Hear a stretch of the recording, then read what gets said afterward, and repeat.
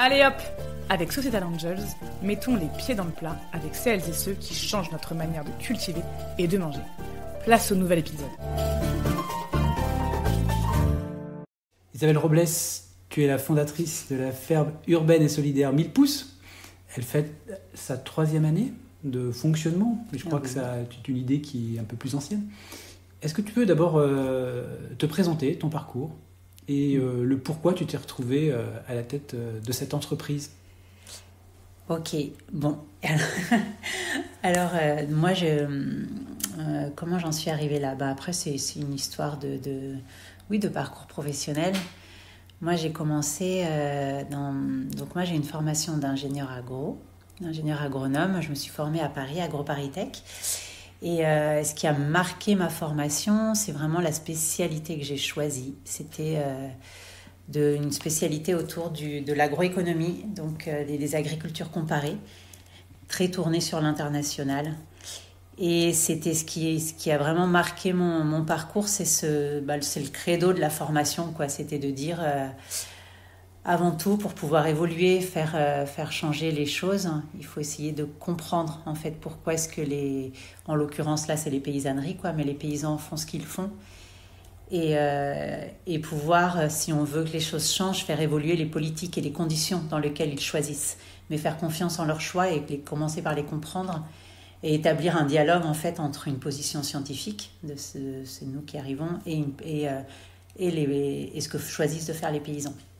Donc c'est cette formation de développement agricole qui a été un peu fondatrice en tout cas pour moi et qui m'a d'abord menée en fait d'abord en Équateur à travailler à l'étranger, quoi, pour voir comment ça se passait ailleurs.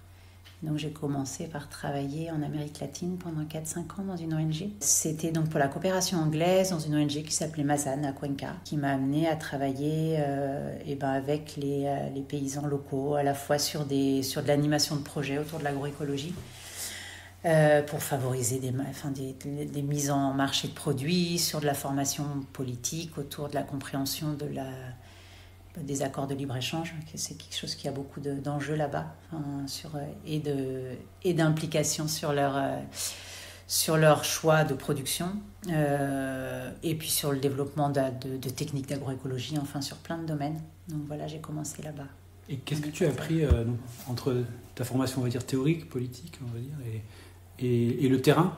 Donc qu'est-ce que ça a changé chez toi? Est-ce que ça a fait germer certaines graines, sans jeu de mots?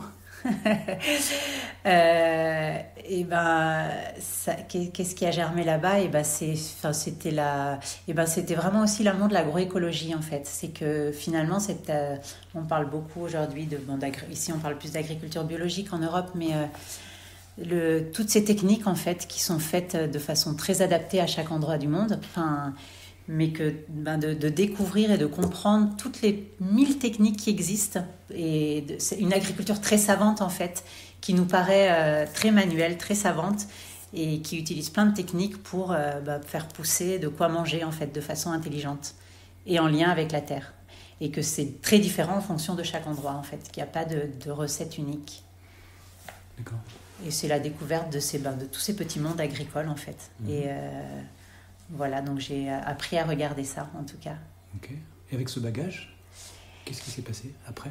Après, je suis revenue en France. J'ai recommencé à vouloir me reconnecter à comment ça se passait ici, sur l'agriculture. Donc j'ai travaillé en lien avec la Chambre d'agriculture, mais sur un territoire, sur Beldon, en lien pareil avec les agriculteurs et les politiques locales, donc vraiment pivot entre eux pour faire émerger des projets en défense de l'agriculture. D'accord. Alors pour ceux qui nous écoutent, qui ne sont pas forcément de l'Isère, Beldon, c'est une chaîne de montagne. Oui, donc c'est de l'agriculture montagnarde, donc déjà très spécifique. Ouais, c'était une agriculture tournée sur de la vente directe. Donc j'ai beaucoup aimé travailler là-bas, travailler avec les agriculteurs. Quel était l'objectif de ce travail? Défendre l'agriculture, défendre les terres agricoles, défendre la place de l'agriculture sur ce territoire, et favoriser la vente de produits sur le territoire. Donc ensuite, tu es redescendu dans la vallée. Je suis redescendue dans la vallée. Il y a un moment, j'ai eu envie de créer un projet propre, de lancer un projet toujours autour de l'alimentation, de l'agriculture. Ton projet? Ouais, mon D'accord, projet. ok. Ouais. Toujours autour de la... Et puis ce qui me motivait, c'était de créer un petit écosystème, en fait, un projet, une entreprise, avec vraiment un challenge d'entreprise, mais avec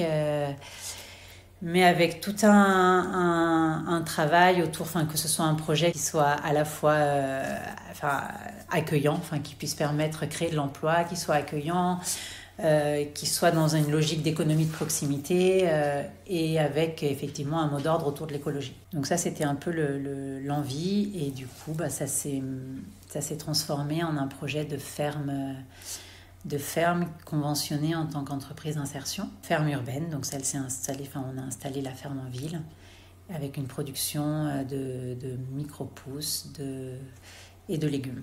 Alors, pourquoi une ferme en ville? C'est pas l'endroit pour créer des fermes, non? Une ferme en ville, c'est parti du fait que dans l'objectif d'avoir une ferme qui faisait de l'insertion socio-professionnelle, il me fallait trouver un modèle économique qui fonctionne, qui permette de créer assez d'emplois. Et j'ai découvert une production de micro-pousses en allant voir d'autres projets, notamment sur Paris.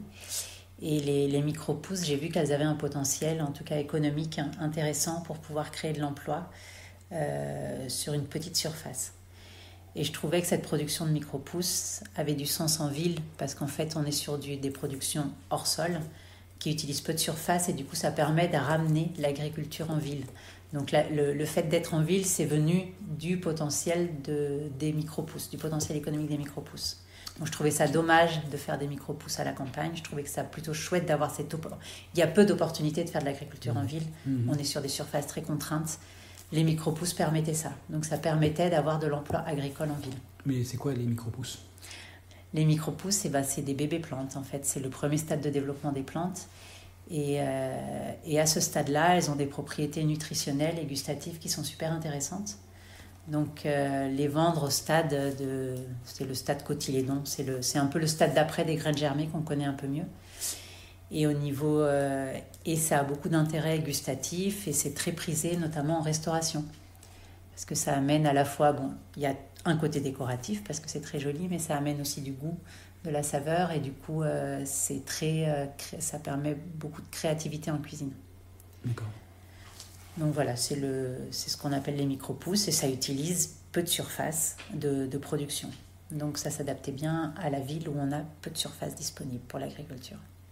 Tu parlais d'économie, comment ça se passe justement, alors pour employer des mots très d'entrepreneur, ton business model ou ton plan économique, ça se passe comment? On a une convention entreprise d'insertion, donc on propose, donc on est sur la ferme, on est 6 salariés, on est 2 salariés permanentes. Donc sur le pilotage technique, l'encadrement des salariés, le pilotage administratif budgétaire de la structure. Et il y a 4 postes en insertion. Les postes en insertion sont aidés à 50%, donc sont financés à 50% en contrepartie une formation et un accompagnement socio-professionnel. C'est charges, salaire et charges, l'aide, ou c'est juste les charges en fait? Salaire et charges. Salaire et charges, d'accord. Voilà. Et tout le reste, le reste des salaires et les salaires du personnel permanent, donc ça sont payés par l'activité, donc par la vente des productions. Donc finalement, la vente des productions représente la majeure partie de notre budget aujourd'hui. Donc c'est pour ça que je dis qu'on a quand même un challenge d'entreprise important, c'est-à-dire qu'on vit de ce qu'on vend. Et les emplois sont créés par les ventes. Donc on a un objectif de vente fort. Donc aujourd'hui, on a une toute petite surface, on a 2500 m², donc au cœur de la ville de Grenoble.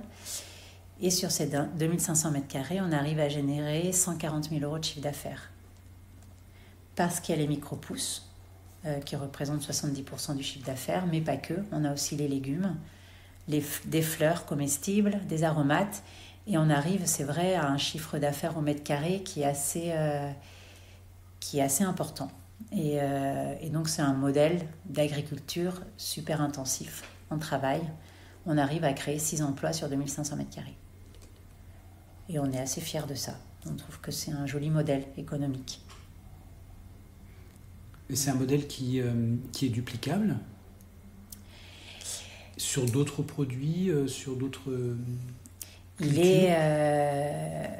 est particulier parce qu'il tient quand même, il est quand même centré sur cette production de micro-pousses, qui est un produit particulier, qui a du sens en ville parce qu'on arrive à livrer beaucoup de restaurants à moindre coût. Combien, par exemple, à Grenoble ? Aujourd'hui, on a entre 50 et 70 clients sur l'agglomération grenobloise. Donc effectivement, notre modèle, il tient en micro-pousses. Les micro-pousses, le marché, c'est un petit marché. Ça reste un marché de niche malgré tout. Donc on serait très sensible à la concurrence. Donc il est reproductible, oui, dans d'autres villes où il n'y a pas d'autres producteurs. Et après, ça se marie très bien avec des productions de fleurs, d'aromates et de légumes qu'on va vendre nous aussi au restaurant et qui permettent effectivement d'étoffer un chiffre d'affaires important. Donc déjà, tu as fait une preuve, comme on dit dans les startups, du concept. Ça fonctionne. Oui, ça fonctionne. Aujourd'hui, notre petit modèle fonctionne. D'accord. Ouais. En 3 ans, ce qui est quand même bien. Oui, on est arrivé effectivement à... Personne n'y croyait, les micro-pousses, c'était peu connu, c'était assez difficile à imaginer que ça puisse engendrer un tel potentiel économique. Mais voilà, on est content de notre modèle, on a trouvé une certaine cohérence, quoi. On arrive à produire En fait, on est arrivé sur une logique, on essaye d'être un réservoir de produits et de goûts pour les restaurateurs. Et du coup, on a énormément de diversité de produits, d'aromates, de fleurs, de diversité, de variétés. Et en fait, on arrive à livrer, enfin, on a des coûts logistiques minimum, on est en ville, donc on arrive à livrer en vélo de façon très fréquente.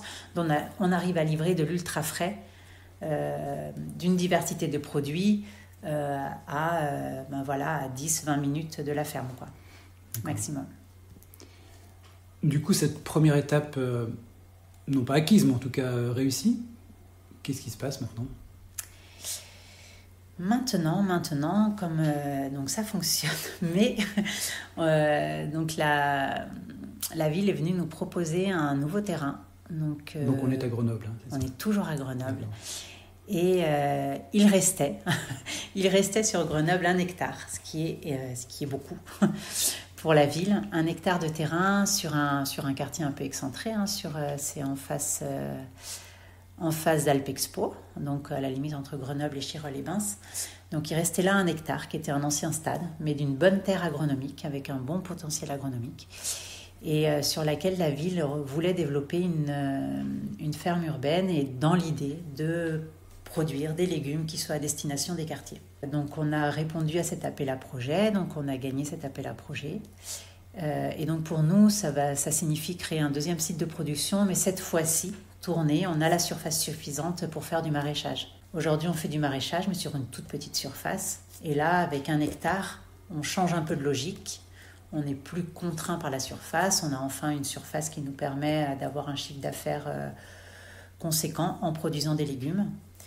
Et l'idée, c'est on aura un modèle maraîcher déjà plus représentatif de ce que peut être le maraîchage, un maraîchage productif autour de Grenoble. Et on va pouvoir changer un peu de clientèle, c'est-à-dire de développer des ventes aux particuliers. Et notamment, effectivement, tout l'enjeu va être de pouvoir vendre sur les quartiers Villeneuve, d'Échirolles et de Grenoble. Les tarifs seront modulés ou vous allez... Ça, c'est une grande question qui reste à construire. Enfin, nous, en tant qu'entreprise, ce sera difficile de vendre moins cher. Il faut quand même qu'on puisse financer nos emplois. Mais on va travailler effectivement sur l'accessibilité des produits. Donc on va voir sous quelle forme et essayer de s'inscrire sur les politiques de sécurité sociale alimentaire de la ville. Mais voilà, ça va être des questions entières de comment travailler, rendre accessibles ces produits à tout le monde. Ça démarre quand ? Ça démarre là, au 1er janvier. On a la convention sur le terrain, la ville commence à mettre des clôtures et nous, au printemps, c'est la mise en place des serres de production et la première mise en culture du terrain. Donc, il y aura combien de personnes supplémentaires ? Donc, vous êtes 6, c'est ça ? Donc, aujourd'hui, on est 6, 5-6, et là, l'idée, c'est d'être 10 au total. Donc, effectivement, ça nous permet de créer plus d'emplois, plus de postes en insertion, et de sécuriser aussi un peu notre modèle en diversifiant à qui nos clients, enfin, de passer restaurateurs et particuliers. Avant de passer à des questions peut-être plus, on va dire, plus larges, qu'est-ce que tu as appris en tant qu'entrepreneur et entrepreneur dans un secteur quand même à forte, on va dire, à fort enjeu, à fort engagement, et aussi à forte valeur ajoutée finalement économique, parce que tu t'es pas trompé, en tant qu'entrepreneur, tu as choisi quand même un créneau qui pouvait lancer une entreprise. C'est pas forcément très simple sur ces secteurs-là. Et quand même, quand tu regardes dans le rétroviseur par rapport à ce que tu as vécu sur tes expériences précédentes, je pense que l'entrepreneuriat, c'est quand même un gros changement. Ouais, c'est un joli challenge en fait. Qu'est-ce que j'en retire? On a eu une façon de fonctionner un peu pas à pas quand même. On a fait les choses petit à petit. Là, c'est sûr qu'on a parlé de l'ouverture du site là, sur des 2500 mètres carrés, mais le projet, il avait commencé un peu avant. Donc, ce qui a été une belle opportunité, c'était de commencer par un espace test. Donc, la ville m'avait mis à disposition un petit espace pour tester la production de micro-pousses. Et ça, je trouve que pour monter une entreprise, de pouvoir commencer à tester le marché, de pouvoir commencer à commencer à créer les liens commerciaux, en fait, le jour où on a ouvert sur le site définitif, en fait, on avait déjà notre marché, les produits, une certaine notoriété. Donc, effectivement, ça nous a permis de commencer petit à petit. Et donc, ça, c'était une belle opportunité. C'est beaucoup moins de pression que de commencer tout d'un coup, quoi. Si on avait dû commencer tout de zéro en ouvrant le site. On avait déjà nos clients en ouvrant le site. Donc ça, c'était, je trouve que c'est pour démarrer une entreprise, c'est bien. Et puis après, une entreprise, ça reste avant tout une aventure humaine, hein, c'est trouver les bonnes personnes avec qui travailler, les bonnes compétences, et de créer une ambiance de travail qui soit motivante pour tout le monde. Donc c'est avant tout, en fait, ce soin qu'on prend au travail ensemble, en fait, parce que c'est ça qui fait tout, en fait. Plus que effectivement, il y a les plantes, il y a ce qu'on vend, mais il y a l'envie de faire ensemble. Et donc, c'est soigner ça au quotidien, en fait. Et c'est cette aventure-là, en fait, avant tout, l'entreprise. C'est une aventure d'équipe.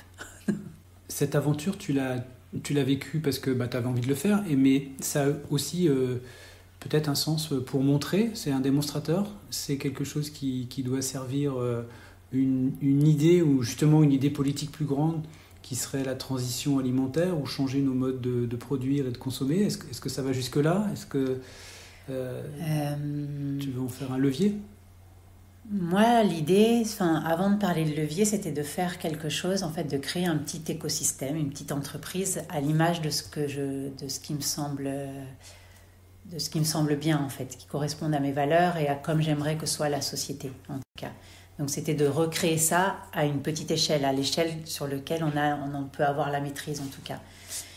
Donc, ça veut dire à la fois, ça comprend plein d'aspects, en fait. Ça comprend déjà le modèle de société, c'est-à-dire qu'aujourd'hui, on est sur un modèle associatif, on va passer en société coopérative, mais c'est déjà un modèle de société où il n'y a pas de but lucratif, mais le but, c'est avant tout l'emploi, le travail, et la rémunération du travail. Donc pour moi, ça c'est une base essentielle en fait de modèle économique. On parle d'économie sociale et solidaire, mais effectivement, c'est se placer là-dedans et c'est de dire que l'économie est au service des personnes et du travail et non pas du capital. Et pour moi, ça c'est un essentiel dans le plaisir de travailler, dans le sens qu'on trouve à son travail. Et donc déjà, juste dans le choix du modèle économique, pour moi, c'est déjà il y a déjà ça dans les ingrédients. Il y a ça, il y a le fait aussi de promouvoir en fait une économie d'ultra-proximité. Pour moi, effectivement, on fait des micro-pousses, on vend, mais tout ce qui prend son sens, c'est qu'on ne va pas chercher à vendre à l'autre bout de la France. On va chercher à vendre qu'à des personnes avec qui on peut être en lien direct. C'est-à-dire, on vend un produit, mais on vend aussi... c'est pas ce qu'on vend, en fait. C'est qu'on apporte un produit, mais on travaille ensemble. Quand on va livrer nos micro-pousses, nos fleurs, etc., en fait, on livre, mais c'est aussi un lien qui se crée. Enfin, on livre de personne à personne. Et pour moi, l'économie, elle prend tout son sens là-dedans. En fait, dans ces liens de proximité, en fait, qui donnent de la valeur au travail réciproque de chacun. Et nous, on aime aller manger dans les restaurants qu'on livre. Et les restaurateurs aiment venir à la ferme pour voir où sont produits, en fait. Et c'est ces liens-là qui n'existent que dans un cadre de proximité. Et pour moi, c'est ça qui fait tout le sens de ce qu'on appelle acheter des produits locaux. Oui, parce que ça nous permet des liens humains, en fait. Et c'est ça qui est la base de tout, en fait. Donc, il y a ça dans ce projet-là. Il y a la façon de produire, les modes de production. C'est-à-dire que effectivement, on essaye d'être le plus vertueux en termes d'environnement possible, même si on a encore des choses à faire mieux en tout cas. Lesquelles ? Les choses à faire mieux, on peut toujours mieux faire. On utilise du terreau qui vient de loin, il n'y a pas de production de terreau local. On travaille beaucoup sur les emballages, mais on peut mieux faire encore. Mais ça, il faudrait changer beaucoup de choses. Mais en tout cas, on essaye d'être le plus vertueux. On va livrer en vélo. On essaye de ne pas faire de contenants à usage unique en plastique, de vraiment utiliser... On travaille beaucoup avec les restaurants sur des contenants récupérables, donc on recycle tout. Donc ça fonctionne quand c'est en direct, parce que c'est une thématique importante, ces emballages. Plus on est loin, plus on livre loin. En fait, on pourrait livrer le Nord-Isère, sauf que ça demande tout de suite de la logistique, d'emballage, etc. Et là, on retrouve du plastique à usage unique, des emballages, du carton, de l'étiquetage. Donc plus on travaille proche, plus on travaille en économie locale, plus c'est possible de travailler sans emballage. Et ça, pour moi, c'est un essentiel aussi. Et c'est ce qui donne sens aussi, justement, à ce qu'on appelle... consommer local en fait. Consommer local, c'est ce qui permet de consommer sans emballage. Et donc on essaye d'être le plus vertueux possible là-dedans. Donc par exemple, on fait des fleurs comestibles, on les fait dans des boîtes, on récupère les boîtes en permanence en fait. Il n'y a pas d'emballage jeté. Et ça c'est possible parce qu'on travaille en direct. Dans les modes de production, bien sûr, on fonctionne, on respecte le cahier des charges de l'agriculture biologique, tous les systèmes d'association de plantes. Enfin voilà, on essaye d'être intelligent avec le travail autour du sol, le respect du sol, de la biodiversité, la lutte biologique. Enfin, voilà, dans les modes de production, on essaye aussi d'être respectueux de notre écosystème. Donc voilà, pour moi, ça fait un ensemble. C'est ça que j'appelle un petit écosystème. Et après, c'est dans les relations de travail aussi, c'est-à-dire dans des relations de travail, on a chacun notre rôle, mais en tout cas, le travail est au service de l'équipe, en tout cas, et de chaque personne et de chaque personnalité, et d'être attentif à tout ça. Donc voilà, l'écosystème. Donc pour moi, c'est une projection d'un idéal en fait. Enfin, on n'atteint pas toujours notre idéal, hein. mais en tout cas, j'essaye de projeter dans 1000 pouces un idéal d'économie en fait, d'écosystème économique. En tout cas. Ton idéal, il a réussi au niveau local, il a réussi dans un circuit très très court. Mais comment on change à un autre niveau, un niveau macro, qu'est-ce qu'il faudrait faire ? C'est là où on ne peut pas y arriver. Moi, je peux projeter un idéal dans une entreprise. Après, quand on veut parler de changement plus général, on peut pas seulement le faire porter sur... pour moi, on ne peut pas le faire porter sur des changements. Oui, les producteurs ont des choix à faire en termes de mode de production. Oui, les consommateurs, ils ont à choisir des produits qui soient de qualité, qui soient produits correctement, sans emballage, etc. Mais ces choix-là, moi, je trouve qu'ils se heurtent à un système global qui ne va pas dans ce sens. Et donc, des fois, oui, ça va coûter plus cher. Donc, est-ce que ça doit porter le fait que ça coûte plus cher, est-ce que ça porte sur les consommateurs ? Donc, pour moi, si on veut vraiment un changement à plus grande échelle, ça veut dire qu'il faut changer globalement les politiques globales, les politiques économiques globales. C'est-à-dire qu'on ne peut pas essayer de dire il faut favoriser des achats locaux si à côté de ça, on a des produits qui viennent bien moins chers parce qu'ils viennent d'ailleurs là où les coûts de productivité sont inférieurs. Mais ça vient plus loin. Donc le système global, le système économique global aujourd'hui néolibéral et de libre-échange, nous pousse la logique du système veut que chaque chose soit produite là où il est le moins cher de le produire et sans prise en compte des coûts environnementaux qui ne sont pas portés par les producteurs, qui sont portés par la société aujourd'hui ou par le système de santé pour toutes les conséquences que ça a sur la santé et sur la planète. Donc on a un système économique, des règles économiques internationales qui poussent à produire le moins cher possible sans prise en compte des coûts environnementaux, là où c'est le moins cher, là où le coût du travail est le moins cher. Donc forcément, c'est complètement antinomique de la transition alimentaire comme aujourd'hui on la souhaite, c'est-à-dire avec des produits de qualité qui soient respectueux de la planète et qui soient produits localement et accessibles à tous. Donc il y a un système économique qui pousse vers quelque chose et un discours de transition alimentaire qui aimerait autre chose. Donc pour moi, il y a quelque chose de très schizophrénique. Demander vouloir une transition alimentaire sans mettre les règles économiques qui la favorisent. Donc pour moi, si on veut favoriser une transition alimentaire, c'est-à-dire manger mieux et que ce soit accessible à tout le monde, il faut changer les règles économiques et ça passe par limiter le libre-échange, des politiques qui favorisent la souveraineté alimentaire de chaque territoire, de chaque pays. Donc limiter le libre-échange, éviter des importations de produits pas chers qui viennent d'ailleurs, faire porter les coûts, remettre un coût à tous les préjudices environnementaux qui soient portés au niveau de la production. Sur les transports, aujourd'hui, ces coûts-là, ils n'existent pas. Le marché est complètement faussé. Il n'y a pas les coûts ne sont pas dans les produits. Ils sont pris en charge par la société, par les hôpitaux, par la société qui va dépolluer, qui va prendre en charge les coûts de santé. Mais ils ne sont pas pris au niveau de la production. Donc le marché, il est complètement faussé. Donc il y a des produits qui viennent moins chers d'ailleurs, mais en fait, parce qu'on n'a pas leur coût de leur nuisance en fait. Donc il faut changer les parties économiques, enfin l'économie. Et quand on dit que les produits doivent être accessibles à tous, eh ben oui, mais il faudrait plus de justice sociale en fait dans le pays. Si on veut que ce soit accessible à tous, eh ben oui, il faut qu'il y ait une meilleure répartition des richesses globalement dans le pays.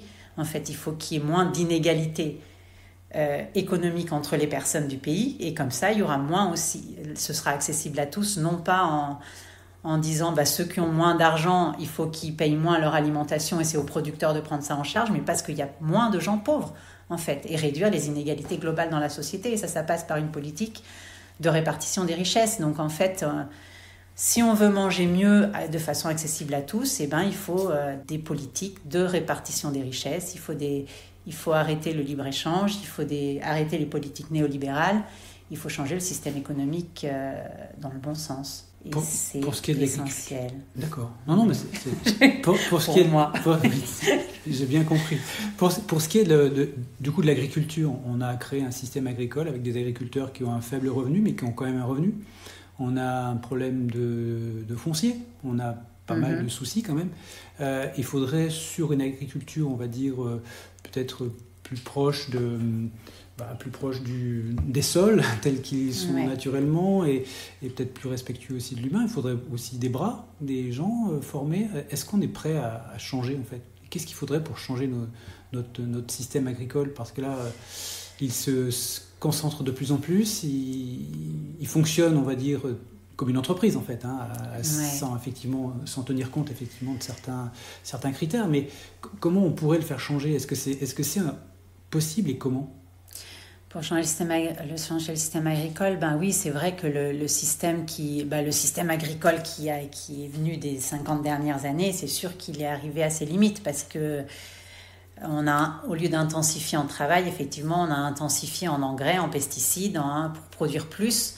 On a utilisé plus de pesticides, plus d'engrais chimiques, pour pouvoir produire plus. Donc effectivement, le système, il a ses limites, parce qu'on se rend compte que ça pourrit la planète et que ça fait des produits qui ne sont pas bons.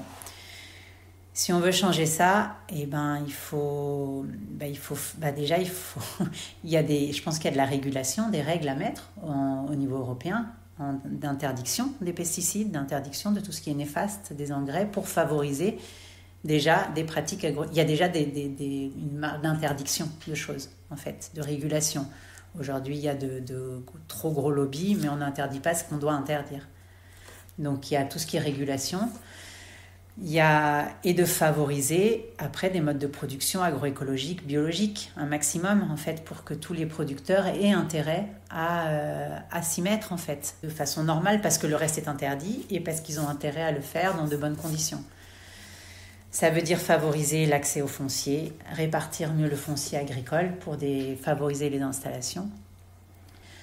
Et comment on réintensifie en main-d'œuvre, en emploi, alors que... c'est parce qu'il faut changer le système agricole, mais ça se fait petit à petit. Les nouvelles installations en maraîchage deviennent de plus en plus intensives en travail. On est dans un endroit où on est dans des pays où on a besoin de créer du travail de toute façon. Donc, des petits systèmes agricoles très intensifs en travail et très savants quelque part, parce que ça devient très intéressant, parce qu'il faut vraiment bien connaître son outil de travail, et c'est là où on arrivera à produire plus et produire mieux.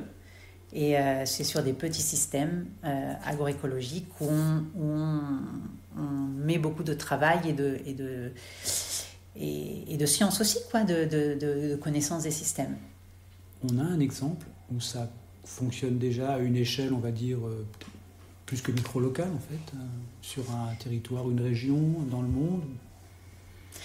Des régions dans le monde, il existe en fait beaucoup de régions, de pays, quand on regarde des systèmes agroécologiques dans plein de pays du monde, je pense qu'il existe ces systèmes très efficaces. C'est juste que ces systèmes sont fragilisés par des politiques internationales, beaucoup d'accords de libre-échange qui ont été imposés à beaucoup de pays, où ils se sont fait... Ils avaient des systèmes très efficaces pour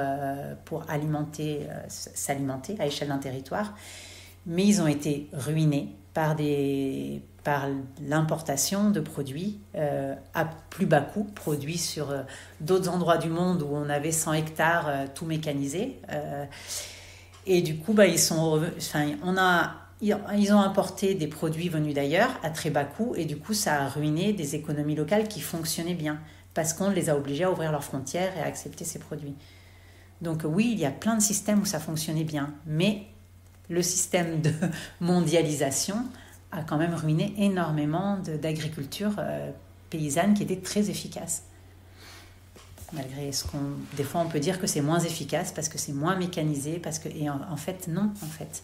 Efficace pourquoi en fait? Efficace pour nourrir bien, il y avait plein de systèmes, petits systèmes qui étaient très efficaces. La productivité en agroécologie sur un sol qui est vivant, c'est quel rapport par rapport à un sol, on va dire, intensif, avec beaucoup d'intrants?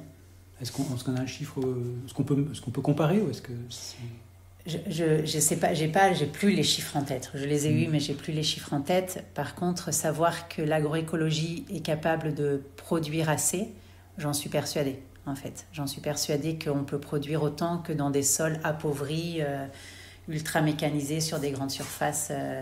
Il y a plein d'études qui le montrent, ça j'en suis persuadée. Je sais que je parlais d'un professeur dans notre chaire d'agriculture comparée, ces chiffres-là ont été prouvés en fait sur la possibilité que l'agroécologie pouvait nourrir le monde. Et il y a des chiffres là-dessus, et je peux en référer effectivement à tous les ouvrages de Marc Dufumier, qui était responsable de la chaire, qui a beaucoup travaillé là-dessus, et sur justement la capacité de l'agroécologie à nourrir l'ensemble de la planète. Parce que c'est une agriculture intensive et adaptée à chaque endroit. Alors, dernière question, Isabelle. Tu as une baguette magique. Tu donc peux faire ce que tu veux avec cette baguette. Alors, à un niveau étatique ou à un niveau très très local dans ton entreprise, voilà, tu as carte blanche. Que fais-tu avec cette baguette? Moi, si j'avais une baguette magique, c'est les politiques que je changerais. Parce que sur plein de choses autour de moi, on se sent... C'est un domaine où je me sens impuissante, en fait. Alors, les hommes ou les femmes politiques, ou les politiques les politiques globales, les hommes et les femmes politiques aussi d'ailleurs. Mais les politiques, parce qu'on se sent impuissant. Oui, on a le droit de vote, mais on se sent quand même impuissant avec un droit de vote. On voit bien que ça n'amène à pas grand-chose, et ce qui prime dans les votes, c'est d'autres choses, c'est des peurs. Mais de pouvoir changer des politiques, moi je ne comprends pas. Je ne peux pas comprendre en fait des politiques qui ne favorisent pas la solidarité entre les personnes, le bien-être de chaque personne et l'égalité en fait, le fait que tout le monde puisse avoir accès à tout. Pour moi, c'est difficile à comprendre que ce soit pas la base, que ce soit pas. Donc oui, je changerais les politiques, je changerais le système. Les fondements du système économique, donc changer le système capitaliste, aller vers des systèmes de décroissance, de simplicité, de arrêter sur ces notions de start-up nation qui ne mènent à rien en fait, revenir à des systèmes de bon sens, de simplicité, où l'homme est au centre de l'économie en fait, et le travail est au centre de tout. Et donc de changer les règles, j'ai plein de choses que je pourrais exposer, mais ce serait de pouvoir agir là-dessus en fait, de pouvoir agir sur les règles économiques qui régissent les pays aujourd'hui.